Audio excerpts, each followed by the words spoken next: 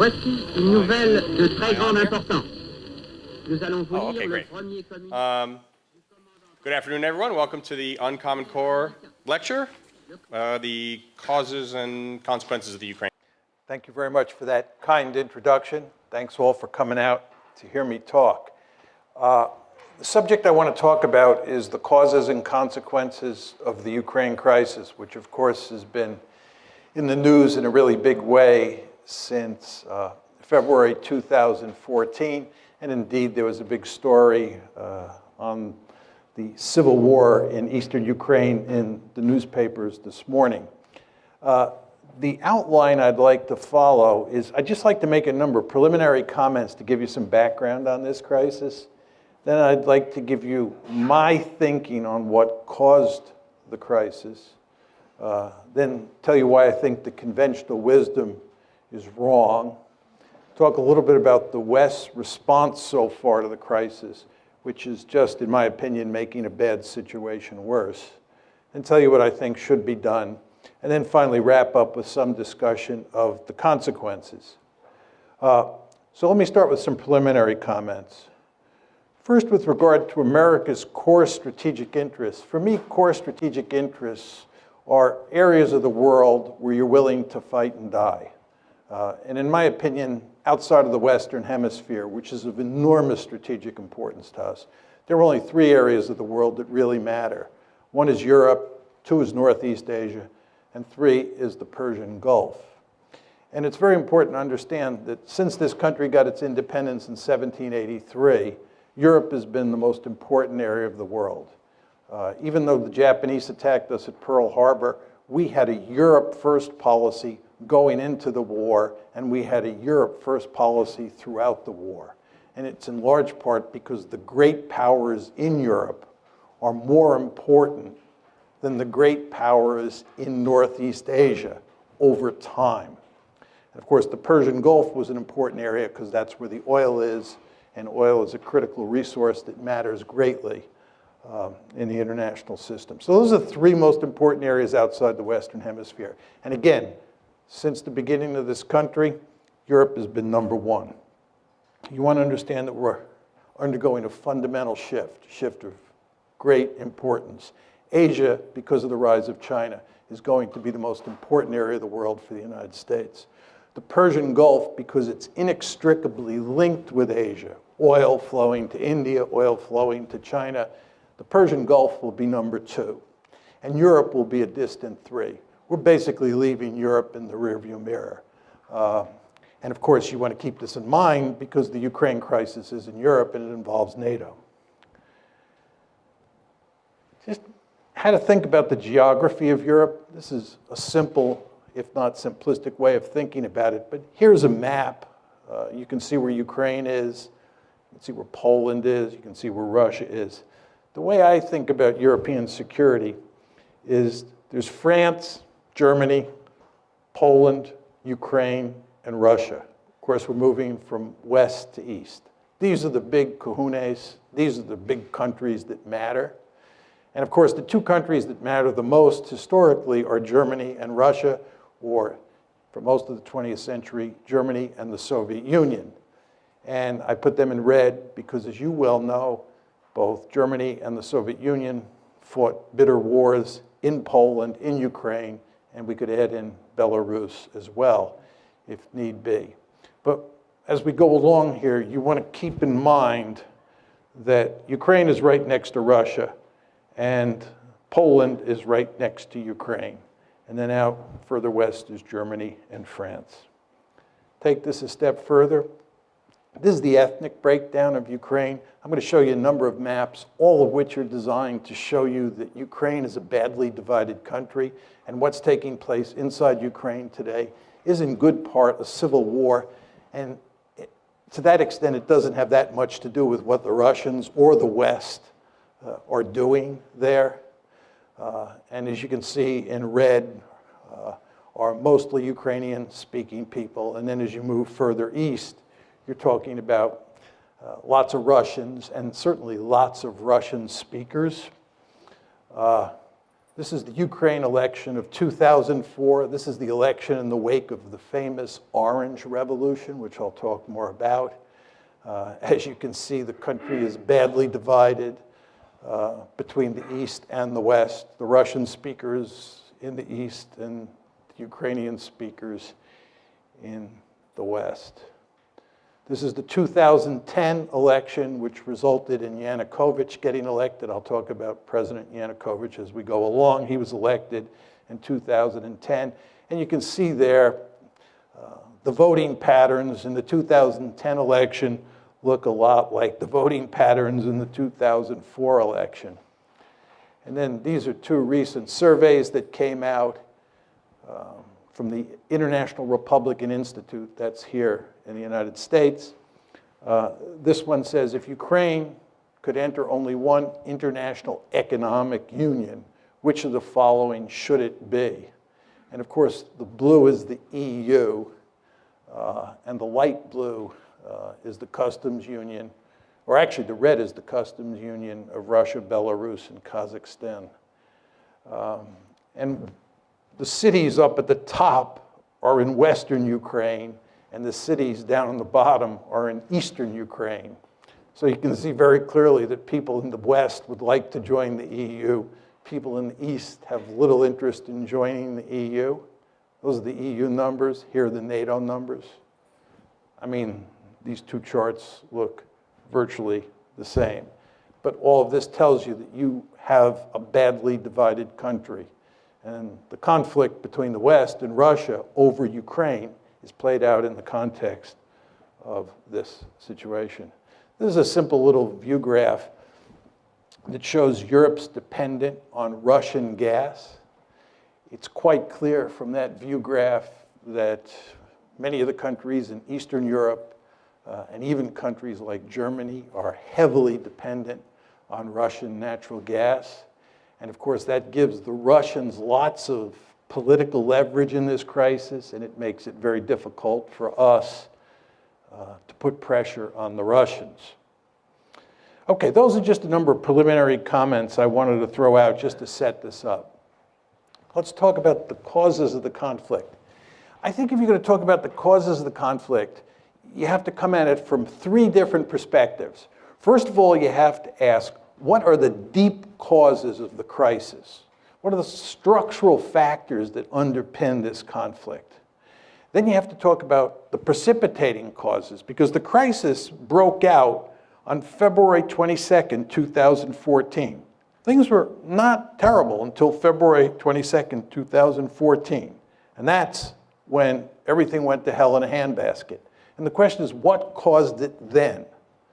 If you focus on deep causes, it can't tell you why something happened in February 2014, but the precipitating causes are designed to get at that. And then what we want to talk about is the Russian reaction, why the Russians did what they did with regard to Crimea, with regard to Eastern Ukraine. We want to talk about exactly what they did and then why they did it. So let's start with the deep causes. My argument is that the West is principally responsible for this mess, not the Russians. This, of course, is not the conventional wisdom in the United States. And in fact, except for Steve Cohen, who's now at Princeton, now at NYU, he used to be at Princeton, Henry Kissinger, and maybe a handful of other people, there are not many people who agree with me. But I think the facts are quite clear on this, that the West is responsible. And my aim is that the main deep causes, the aim of the United States and its European allies, to peel Ukraine away from Russia's orbit and incorporate it into the West. Our basic goal has been to make Ukraine a Western bulwark on Russia's border. And Russia says, this ain't happening, period, end of story. And we will do everything we can to make sure it does not happen. That's the deep cause. Now, take it a step further. There are three key elements in our strategy. The first is NATO expansion, and in many ways the most important. And I'll talk in some detail about that in a second. But as you all know, since the Cold War ended, starting with the Clinton administration, we have been moving NATO eastward toward Russia's border. And the Russians have said, This is an absolute no-no, and I'll walk you through the story in a minute.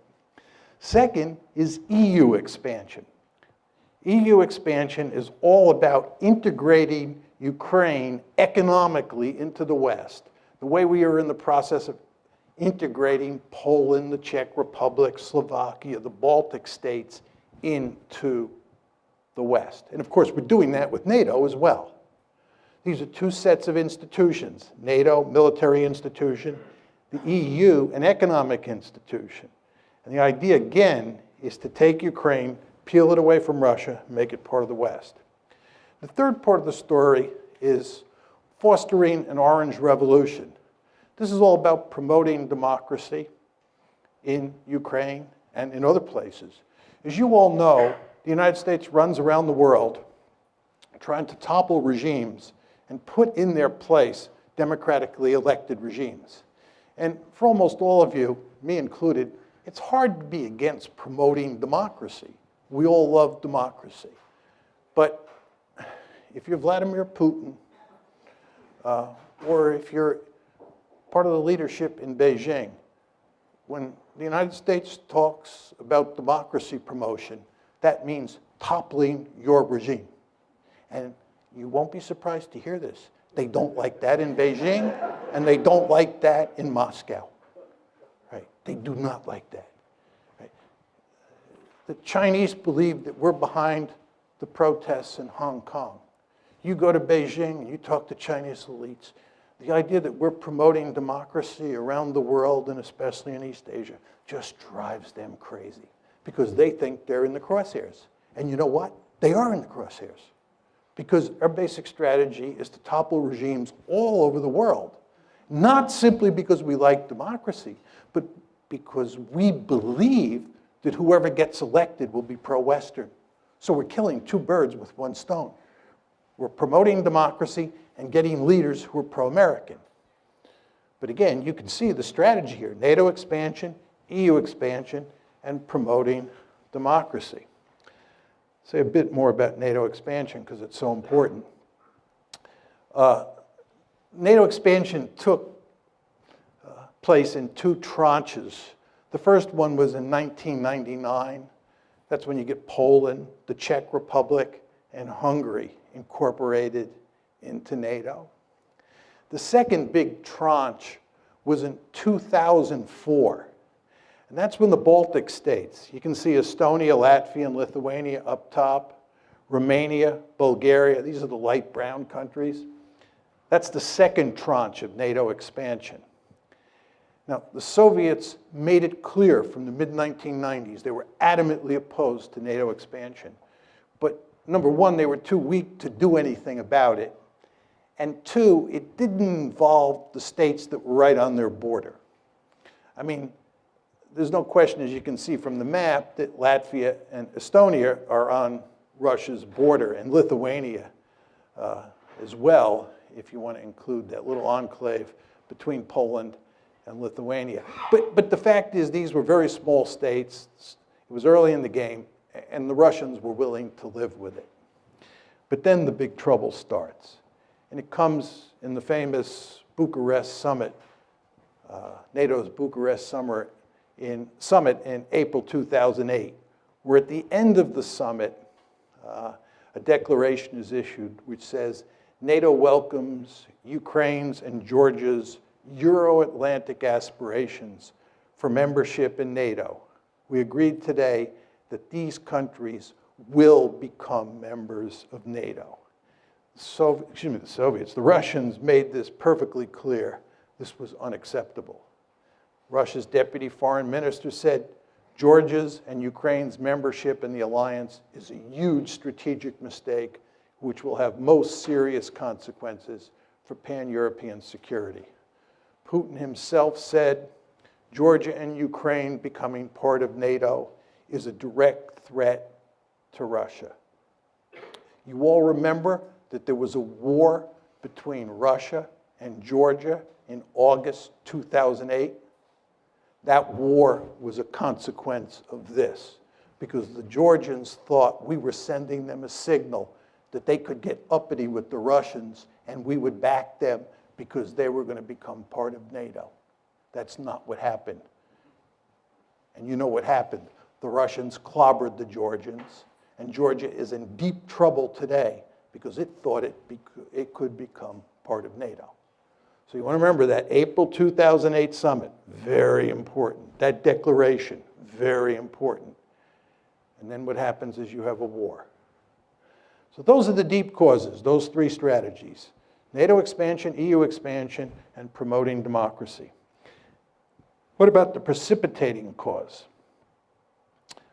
The key events leading up to the coup. It's the coup of February 22nd, 2014 that's of enormous importance. That's what really throws the crisis into gear. Just think about that word, coup.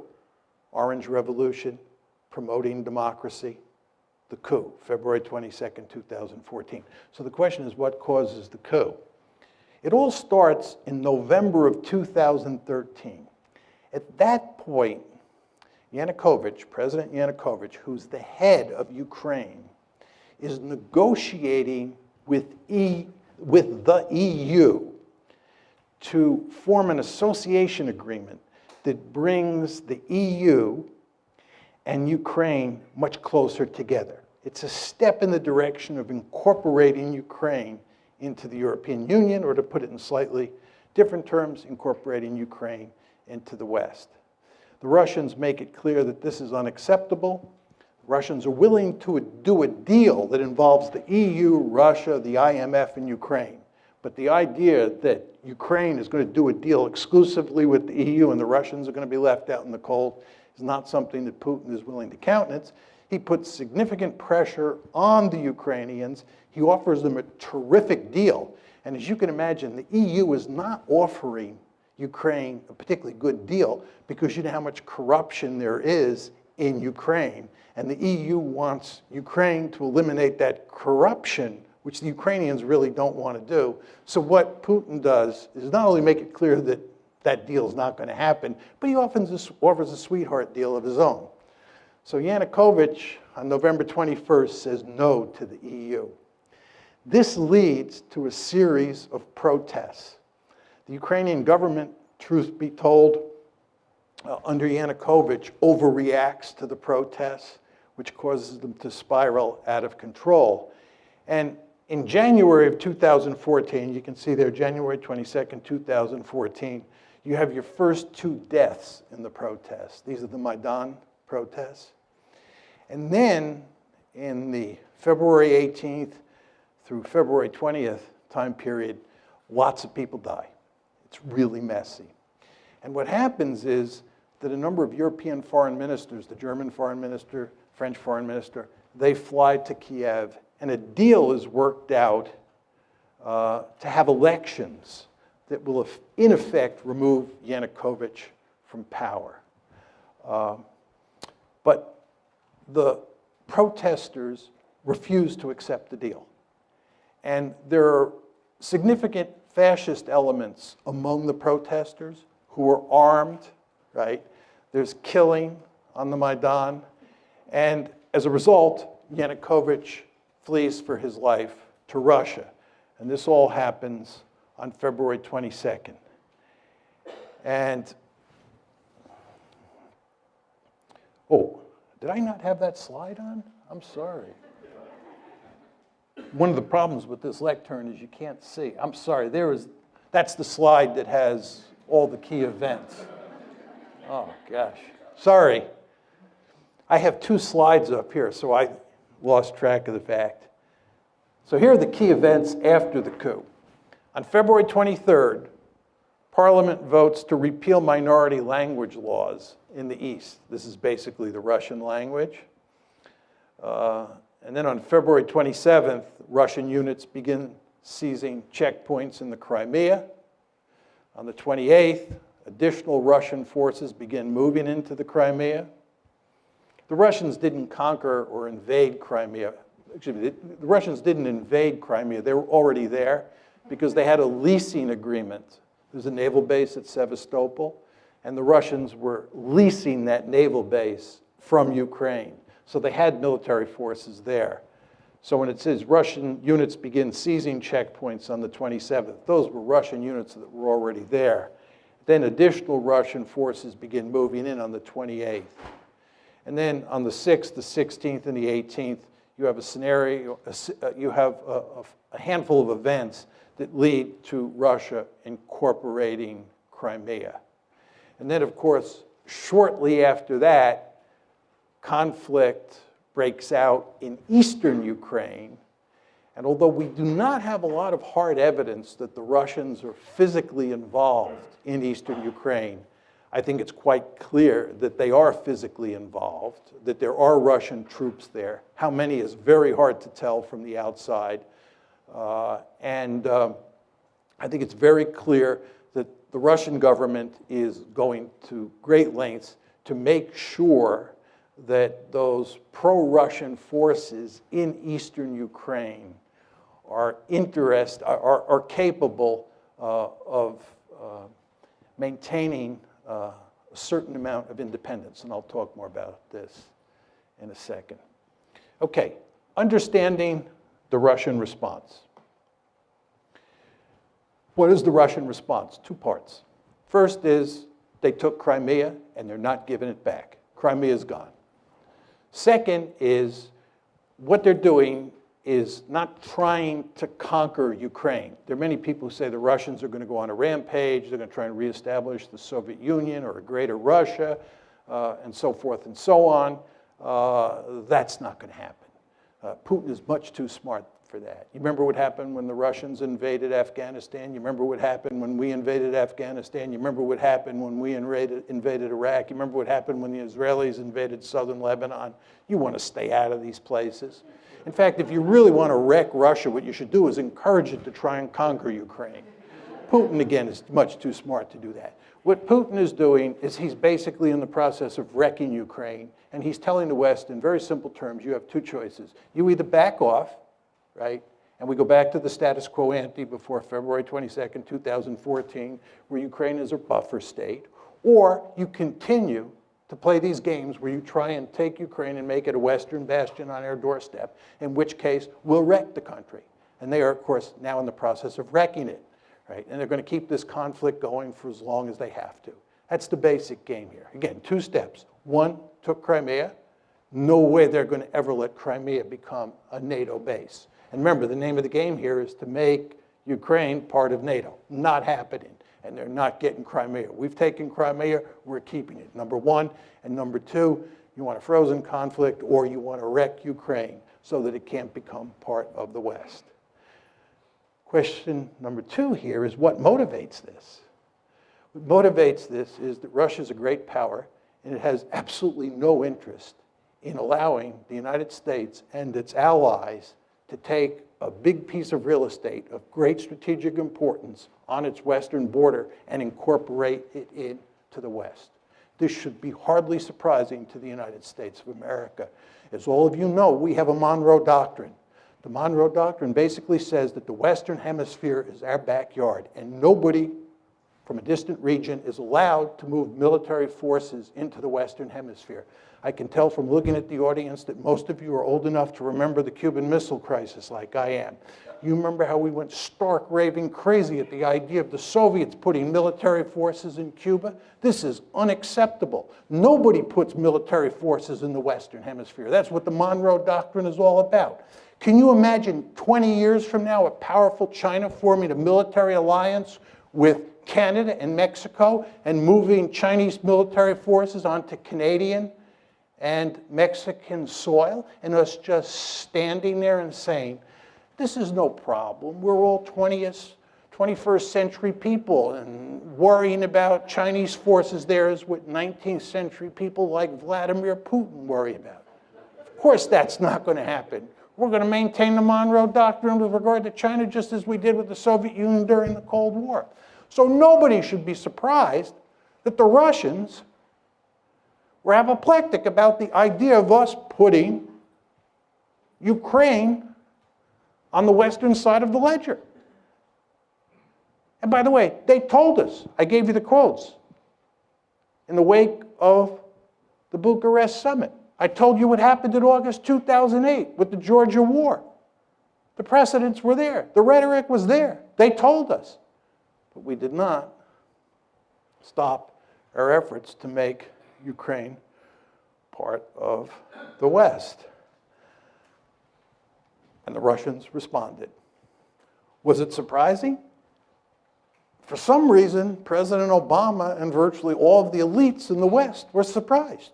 I guess this is because they're 21st century people, right? And they think that balance of power politics doesn't matter anymore.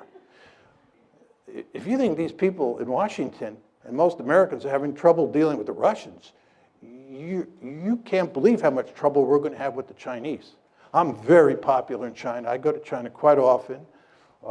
And I usually start my talks by saying, it's good to be back among my people, because when I'm in China, I'm intellectually much more at home there than I am in Washington, because in Beijing, much like in Moscow, you're dealing with 19th century people like me.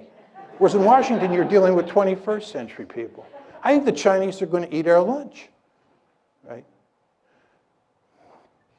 Talk a bit about the conventional wisdom. Conventional wisdom is that Putin is the main cause of the crisis. Some say he's either crazy or irrational. Angela Merkel was making this argument for a while. He's bent on creating a greater Russia, and he bears marked resemblance to Adolf Hitler. Say a few words about each of these. I know a great deal about Adolf Hitler. I've written and I teach extensively on Nazi Germany's behavior in the 30s and during World War II. The idea that he bears any resemblance to Adolf Hitler is laughable in the extreme. It's hard to believe that serious people make that argument. The idea that he's bent on creating a greater Russia, I think if he could do it, he'd do it. He can't do it. Russia's a declining great power.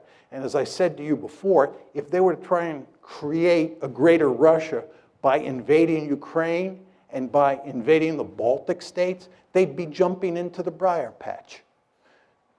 In fact, again, if you want to wreck Russia, what you should do is tell them to try and create a greater Russia. It will lead to no end of trouble. I think Putin is much too smart for that, and he is in the process of wrecking Ukraine. I want to make that clear. And he's wrecking Ukraine because he's basically saying to the West, you can't have it, and I'll wreck it before you take it. Is he crazy or irrational? I don't think so.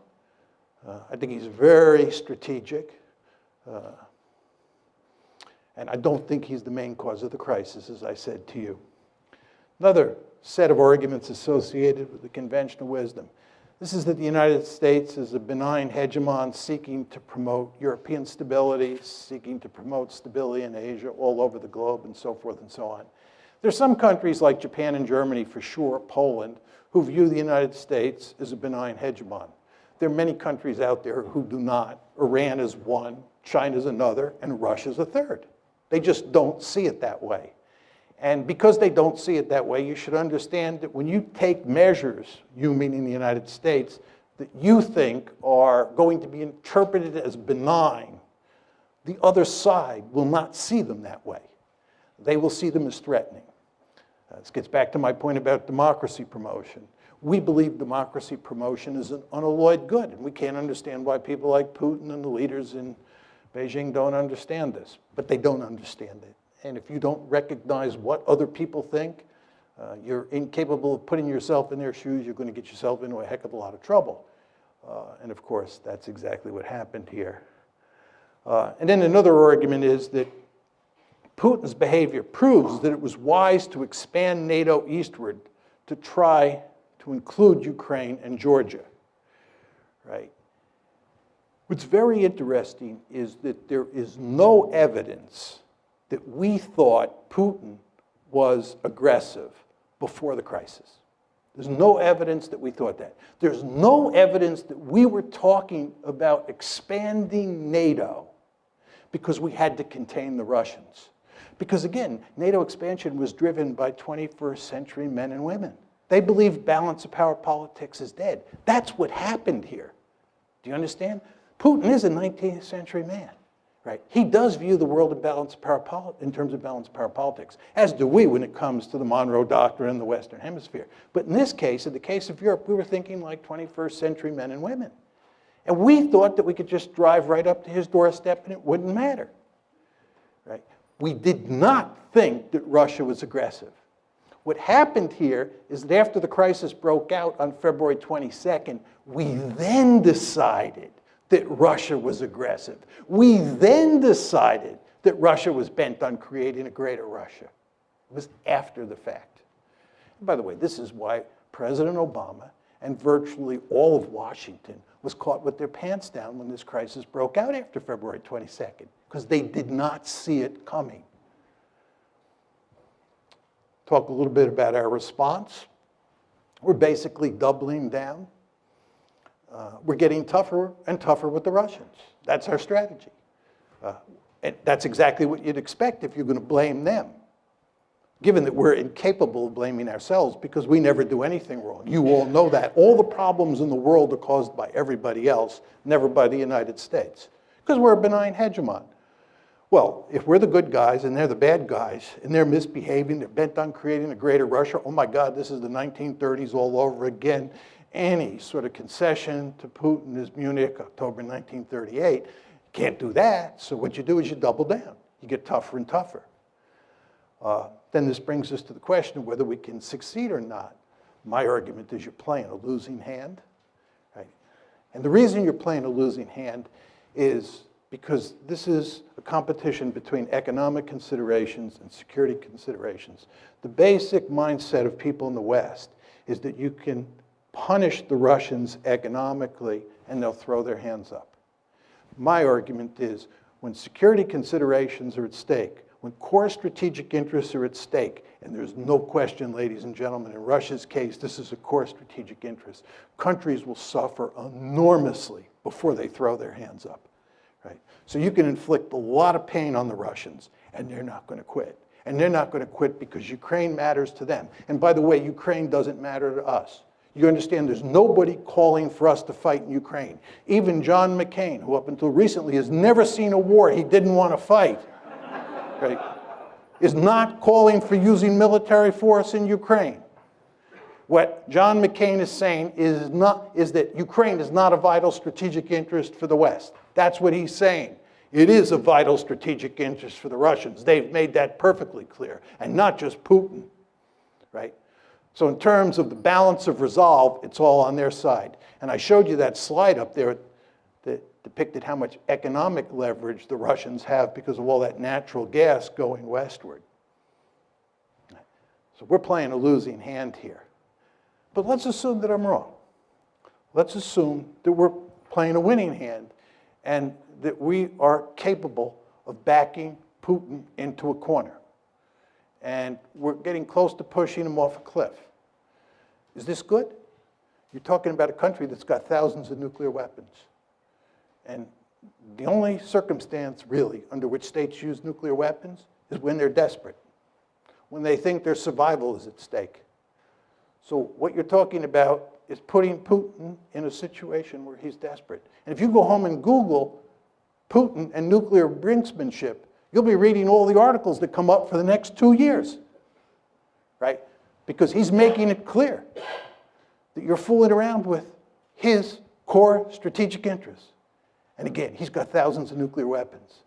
So you're putting yourself in a position, right? You're putting yourself in a position where you're willing to risk a possible nuclear war over a piece of real estate, Ukraine, that is not of vital strategic interest to the United States. Again, it's not of vital strategic interest to us. By the way, and this will be my final point on this, what's truly amazing about all of this is that we were talking about incorporating Ukraine into NATO when we have now acknowledged by not taking military action over Ukraine that it's not a vital strategic interest. You understand that when you incorporate Ukraine into NATO, you're giving them an Article 5 guarantee, which says you'll come to their defense if they're attacked. You only give Article 5 guarantees to countries that are of vital strategic interest, like Germany during the Cold War. What were we doing? Thinking about giving an Article 5 guarantee to a country that's not a vital strategic interest. It just shows you how discombobulated American foreign policy is these days. And of course, the Ukraine crisis is just one of many messes that we've made. As you know, we have the Midas touch in reverse. There's nothing that we do that doesn't go south. Afghanistan, Iraq, Libya, Ukraine, I could go on.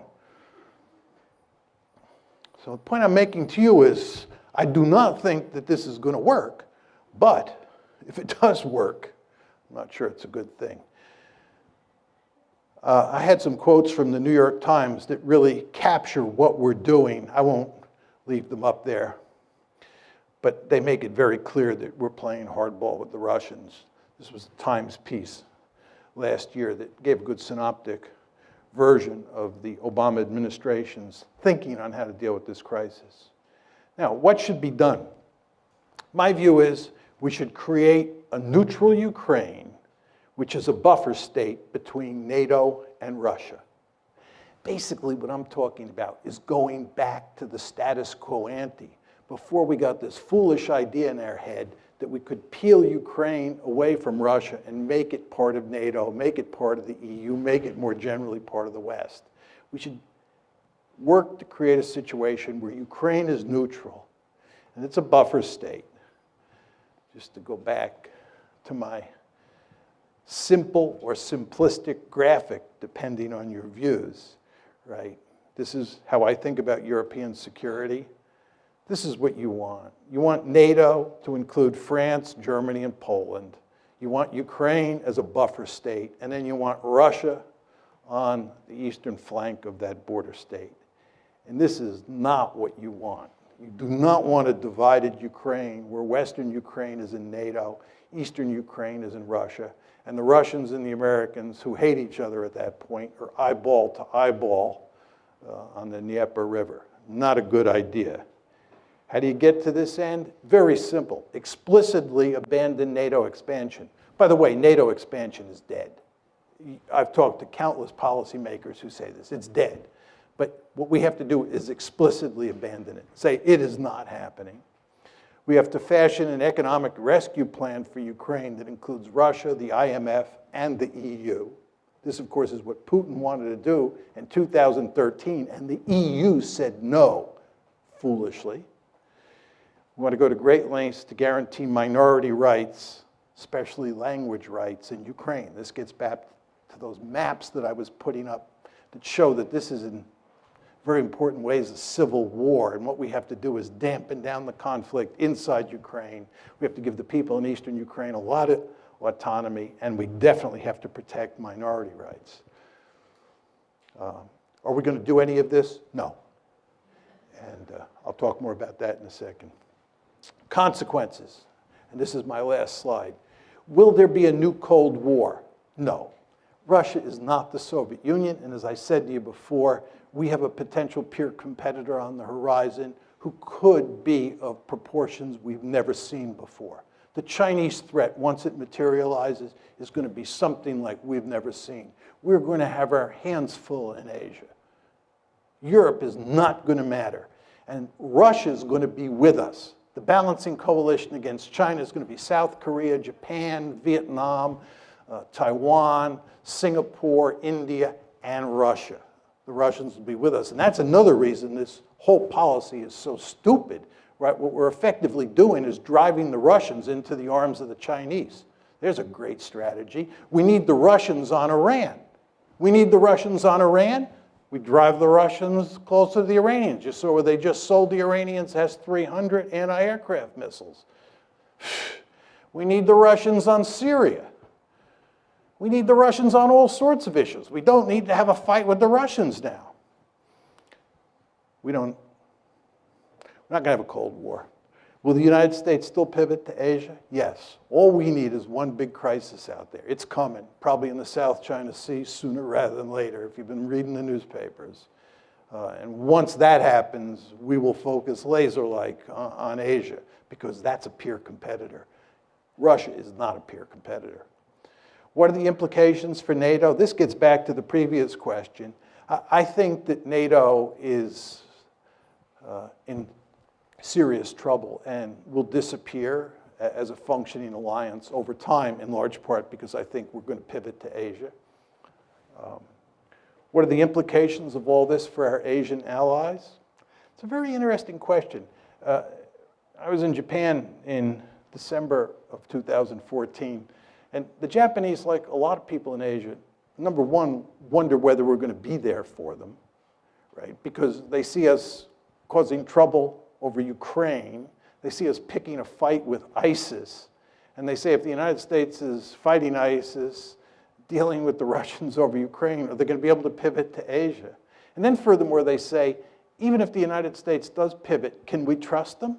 If you look at how this gang operates in Washington, it does look like the gang that can't shoot straight. Do we want to depend on them? If you're Japanese and you're depending on the American security umbrella, especially the American nuclear umbrella, don't you scratch your head and say, can I rely on Washington in a crunch with the Chinese over the Senkaku or Diao Islands? Not clear. So I think this has not been good for our relations with our Asian allies. What are the implications for Iran and Syria? As I said before, remains to be seen. We need the Russians on Iran. We need the Russians on Syria. And you take a stick and you poke the Russians in the eye, and you continue to poke them in the eye, they're going to look for ways to retaliate.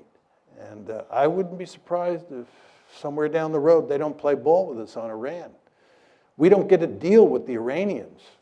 Be interesting to see what the Russians then do. See if they're interested in maintaining a sanctions regime. And Syria is a total mess, as you know, and if there's any hope of resolving that, the Russians are going to have to be involved. And again, it's going to be hard to get a lot of cooperation, given what's going on over Ukraine. Is Crimea lost to Russia for good? Yep, it's gone, gone.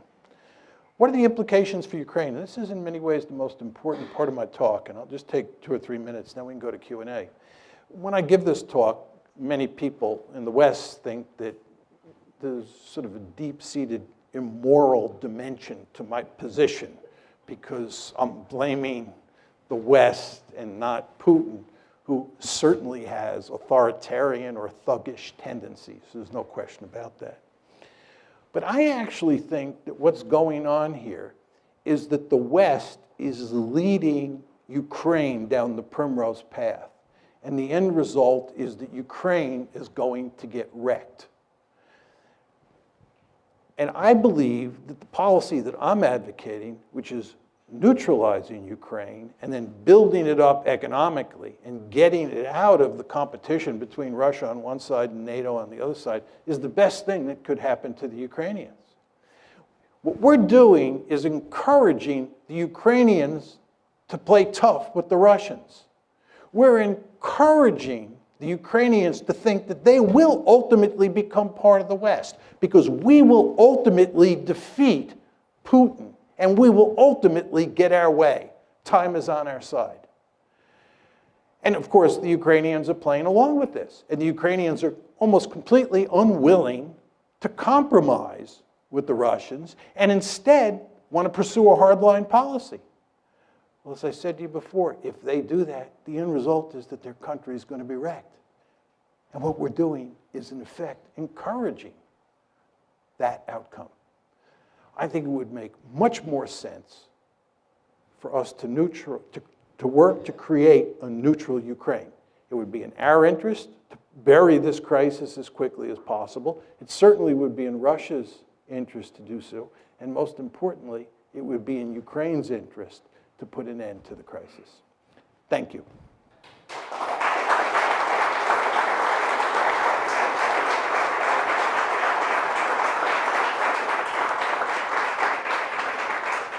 I'd be happy to take questions. I would just ask people if you would stand up and just identify yourself quickly. Ma'am?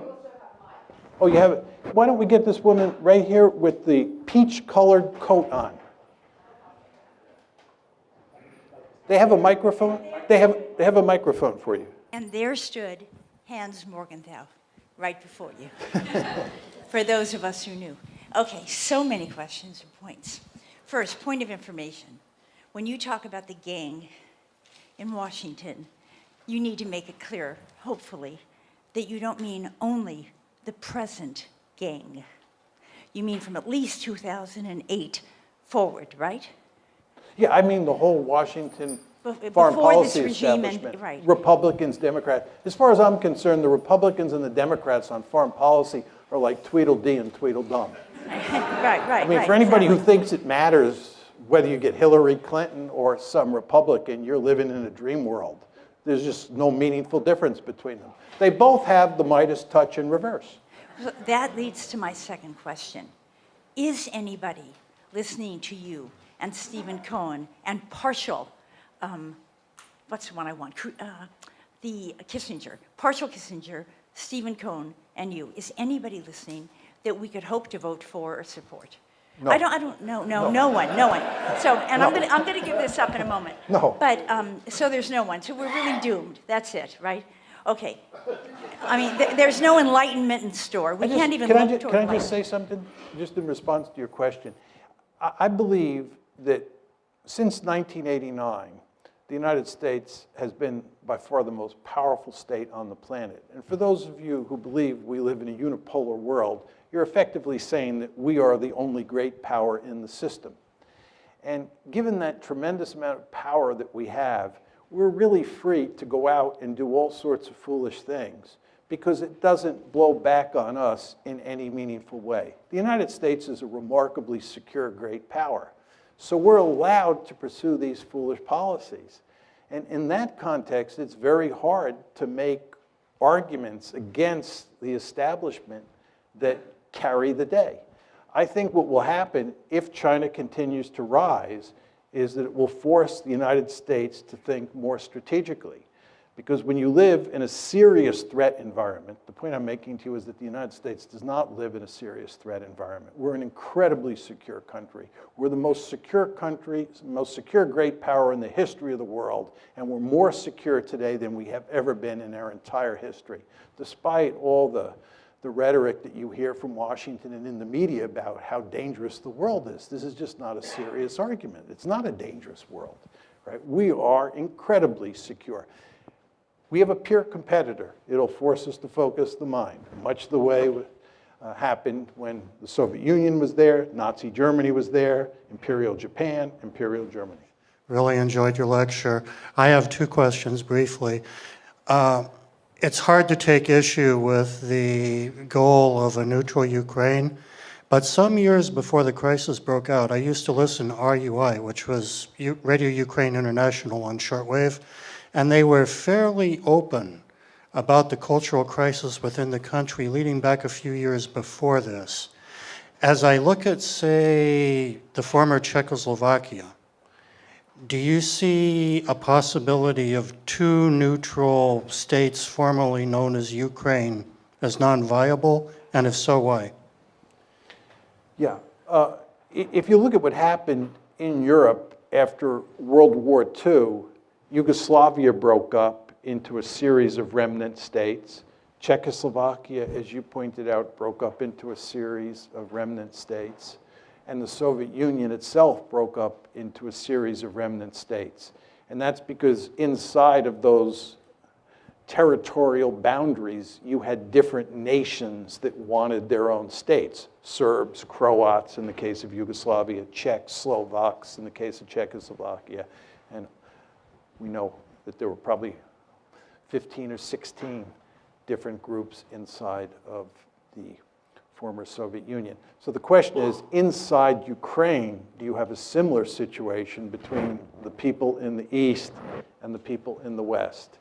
I think if you look at the survey data, it still shows that the clear majority of Ukrainians in both the West and the East want to maintain the integrity of Ukraine. They don't want to split Ukraine in half.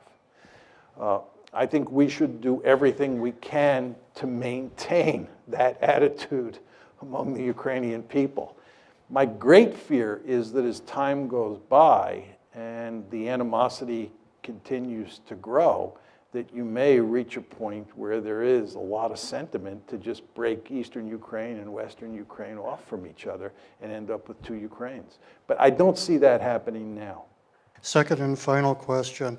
As we look at parts of our recent additions to NATO, Hungary, Romania, Bulgaria, and look at where their political systems are careening. Has NATO lost the moral imperative for its reason to being?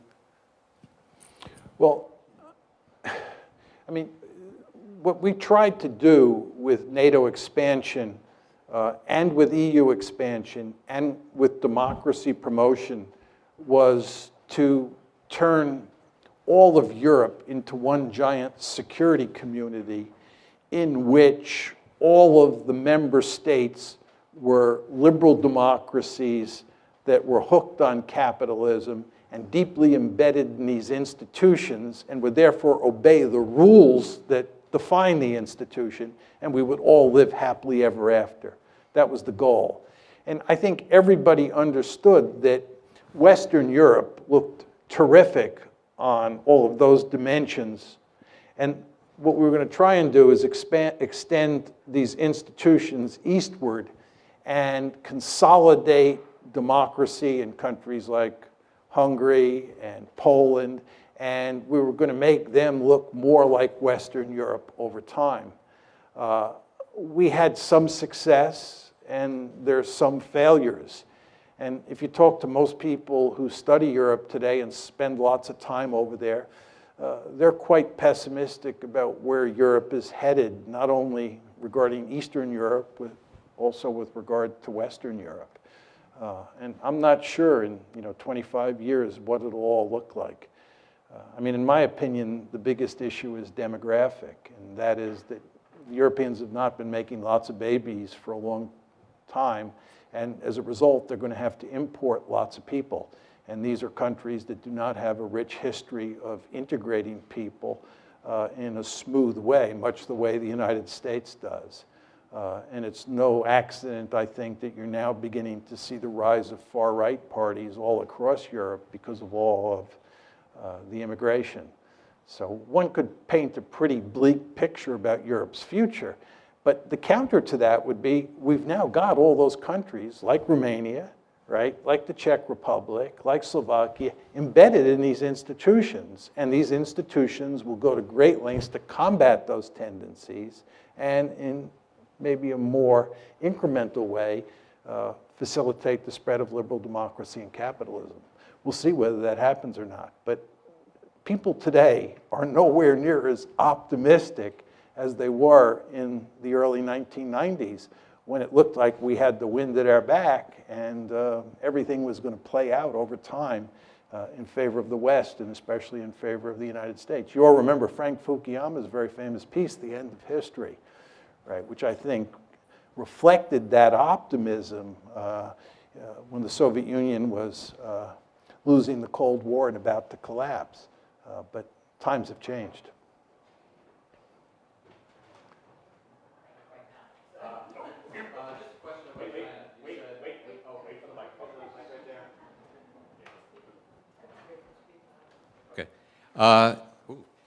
You said, quote, we're going to have our hands full with China. And so just two questions. What kind of a time frame are you thinking things might start to really happen in that direction? And can you just paint a few scenarios of the sort of things that you think might happen when we have our hands full with China, so we know what we can look forward to? Yeah. I think when you think about China at this point in time, there are three situations that stand out. One is Taiwan. Two is the South China Sea, which has been in the newspaper a great deal over the past few months. Chinese basically claim that they control all the South China Sea, and as you know, they're building airfields on reefs in the Spratly Islands, and we've told them that's unacceptable, and their neighbors, the Vietnamese, the Philippines, think that's unacceptable. So the South China Sea is a potential flashpoint. Taiwan is a second flashpoint. And the third flashpoint, which was in the news earlier this year and for much of 2013 and 2014, are those rocks in the East China Sea. The Japanese call them the Senkaku Islands. The Chinese call them the Diao Islands. As I was saying to you folks before, I was in Japan in December of last year, December 2014. And it's really quite amazing how worried the Japanese are about China. And part of it is sort of for realpolitik reasons, but it's also because the Chinese say those islands, which the Japanese consider to be sacred territory, really belong to China. And the Japanese are greatly fearful that as China gets more powerful, it'll take those islands. So those are the three main flashpoints at the time. There are other possible scenarios that we worry about. The Korean Peninsula is one, because the Chinese are allied with the North Koreans, we're allied with the South Koreans. China and India, they have a border conflict, so we go on and on. But those are the big three. Now, your question about the time frame is an excellent one. I used to say that it'll take another 10, 15 years before China becomes powerful enough for this problem to manifest itself. I'm not sure about that. I think it's possible. It's not likely. I'm choosing my words carefully.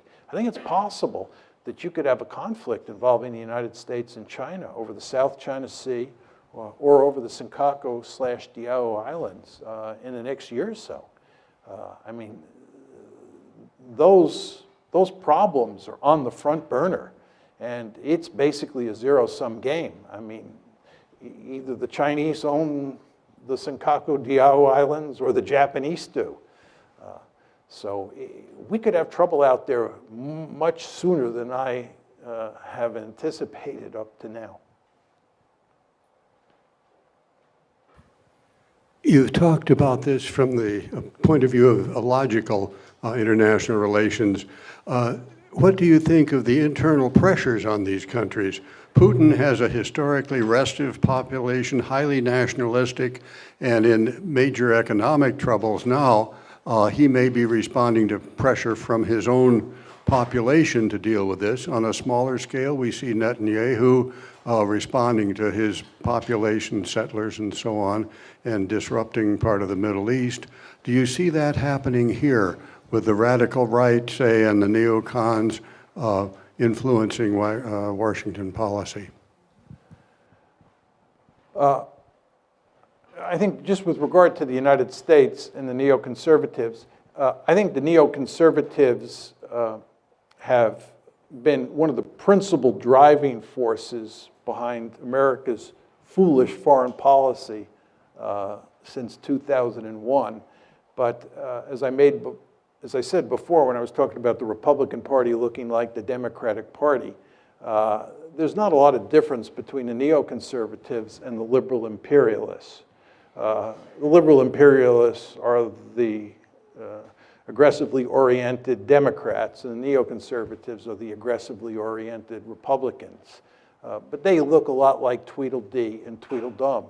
So the neoconservatives matter for sure, and they mattered during the George W. Bush administration because he was a Republican president. But it's not just the neoconservatives, right? And the fact is that you have a foreign policy establishment here that is interested in intervening all over the world. You have a foreign policy establishment that's filled with people who believe that we have a right and a responsibility to intervene all over the planet. And that leads to unending trouble when you don't have the magic formula for winning the wars that you get into. See, the problem that we have is we have this interventionist foreign policy that leads to us losing all the time. It's really quite remarkable. But just with regard to your point about ideology, I think you do not want to underestimate how important nationalism is, both in the Chinese context and in the Russian context. You were alluding to the Russian case, but let me just say a few words about the Chinese case. And this is why, getting back to this gentleman's previous question, I worry so much now about Japan and China getting into a shooting war over the rocks in the East China Sea. The problem that the Chinese face is that communism, which is the governing ideology, no longer has much legitimacy. And they've had to find a substitute ideology. And by almost all accounts, the substitute ideology is nationalism. Right? And at the core of Chinese nationalism is what's known as the century of national humiliation. Chinese nationalism emphasizes that between roughly 1850 and 1950, that 100-year period, China was humiliated and it was humiliated by the European great powers, the United States with the open door policy, and especially by Japan. And the Chinese are really just angry about this. And because nationalism is so important for legitimizing the rulers in Beijing, right, this whole theme of national humiliation is front and center.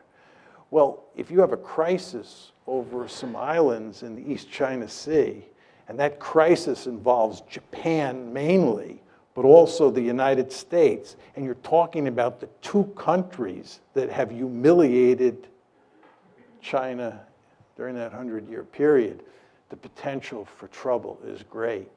And I know a number of scholars in China who are quite dovish, who really worry about a crisis in the East China Sea spinning out of control because of the confluence of Chinese nationalism and Japanese nationalism, which I've not talked about. So nationalism is a very powerful force, not just in the Russian case, but in the Chinese/Japanese case as well. Can you talk a little louder? Sorry. Hi, I'm Adam Chekhov. I graduated last year also. Thank you for signing the piece of paper that allowed for MALI-UN to exist as someone who participated in MUN for all 4 years. But two questions. One, this is pretty quick. You talked about like Russia offered Ukraine a deal involving Russia, the EU, the IMF, Ukraine. Can you like lay out the specific terms of that deal? And In 2013. yeah, 2013 when they offered them the deal. And two, this is a little more in depth. What's the first question, though? What were the terms of the deal exactly? I'm not The sure. terms of the deal Russia You want me offered to the Ukraine. outline the terms of the deal? Yes, if I don't know, I honestly don't know what the terms of the deal were. okay, well then we'll just skip that one. But okay, I guess the impression that I've had is that like you do have several. Well, certainly like the U.S. is trying to back Russia into a corner. You do have several like people in Germany, like especially mostly in Merkel's coalition partner, the SPD, like in their cabinet, I think Sigmar Gabriel is one who is pushing for like a more diplomatic solution towards the Ukraine crisis. So in the long term, can you see like potentially Germany, which is at this point Europe's one of their most powerful states, potentially like serving in this crisis, metaphorically speaking, as the sort of the good cop to U.S.'s bad cop, so to speak? Yeah, this is a great question. As you all know, Germany is the most powerful country in Europe. And I showed you the map where I told you that Germany and Russia were of enormous importance for thinking about Ukraine. So the question is, how do the Germans think about this? Initially, when the crisis first began, after the February 22nd coup, I thought the Germans would prevail on the Americans to behave smartly and to slowly but steadily just back off and work out some sort of deal. Very importantly, remember I told you about the famous April 2008 Bucharest conference, and I told you what was said in the final declaration, that Ukraine and Georgia would become part of NATO? It's very important to understand that the reason that we did not take concrete steps during the Bucharest crisis to move to include Ukraine and Georgia was because of German and French, but mainly German resistance. Angela Merkel said, bringing Ukraine and Georgia into NATO is a prescription for disaster. The United States, though, prevailed on getting that statement in the final declaration that I read to you. So based on that, I thought the Germans would play a key role in tamping down American enthusiasm for doubling down. I proved to be wrong. And if anything, Angela Merkel has been a bit more aggressive towards the Russians than President Obama has. It's really quite striking. And therefore, I don't hold out much hope for the Germans. One final point I would make about this, I've actually spoken on this subject in Germany. In early March, I was in Germany, I was in Frankfurt, and then I was in Berlin, talking to different groups. And my view of the Germans is that as a consequence of World War II, the Germans don't want to be out front on any issue. The Germans, to put it rather crudely, are afraid to look at themselves in the mirror, right? And the idea of them taking the lead, it horrifies them across the entire political spectrum.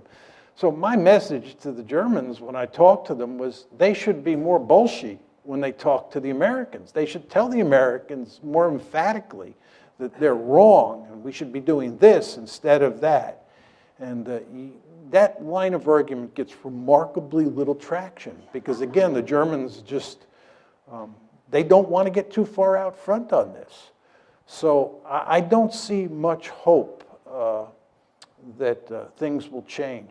Final point I'd make on this, what I find very striking about this whole situation, as I was saying before, I think, you know, Steve Cohen, Henry Kissinger, me, and there are a handful of other people, my friend Steve Walt, who've kind of been arguing the position that I laid out for you here today, but we are definitely in the minority, a tiny minority. And what I find very interesting is the extent to which the media here and the media in Europe parrot the conventional wisdom, and the extent to which it's very difficult for people who represent the position I've staked out to be heard, right? So in Europe, you have this situation, it's especially true in Germany. I don't read German, but just talking to people when I was there about, you know, how the media is dealing with this, the conventional wisdom that I laid out for you is omnipresent in the media.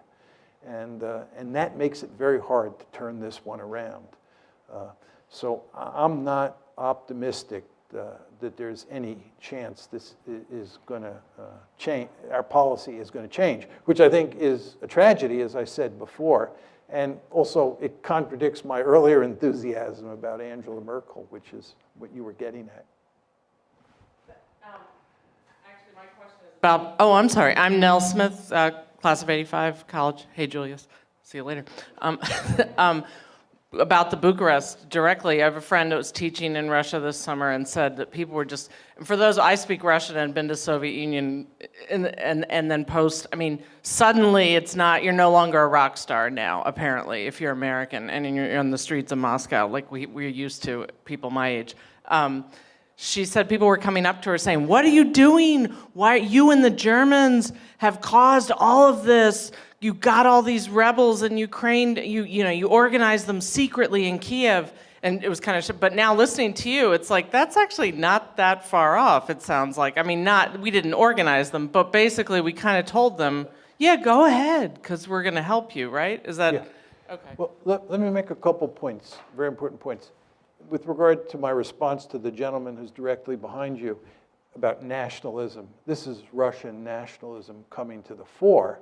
And a lot of what you see in the American case is American nationalism coming to the fore. You've all heard the famous saying or infamous saying, my country, right or wrong, right? And there are just all sorts of Russians, you know, who are furious at the West and they're rallying around Putin. One of the reasons that many people think that Putin started this whole thing was because it so improved his standings in the polls or with the Russian public because people behaved the way you said. So people said he started this crisis for that reason. But my point to you is we should be hardly surprised. And this gets back to the China-Japan example, you know, and this is a very scary dimension to a lot of these conflicts. But I just want to say one other thing. I've done all the research for a book on the German killing machine in World War II. I know a great deal about who the Germans killed, how they killed them, and so forth and so on. Some of you here have probably taken my course, War on the Nation State, where I talk about the origins of the Holocaust, the origins of the war on the Eastern Front, killing of Soviet POWs, and so forth and so on. But my estimate is that Hitler murdered, this is not killed in combat, Hitler murdered 22 million people. And if you look at how that war played itself out in places like Ukraine, there were people in Ukraine who sided with the Germans, and the vast majority of people, of course, fought against the Germans. But the consequences of that war are inextricably bound up with what's going on now. And the mere fact that there are, some reasonably small number, but nevertheless some fascists, real fascists, involved in Kiev, just spooks the Russians like you would not believe, right? And a lot of those fascists and people on the far right hate the Soviet Union for all the obvious reasons, see the Soviet Union / Russia as largely responsible for all the killings that took place in Ukraine on the part of the Soviet Union, not the Germans, right? War history coming in.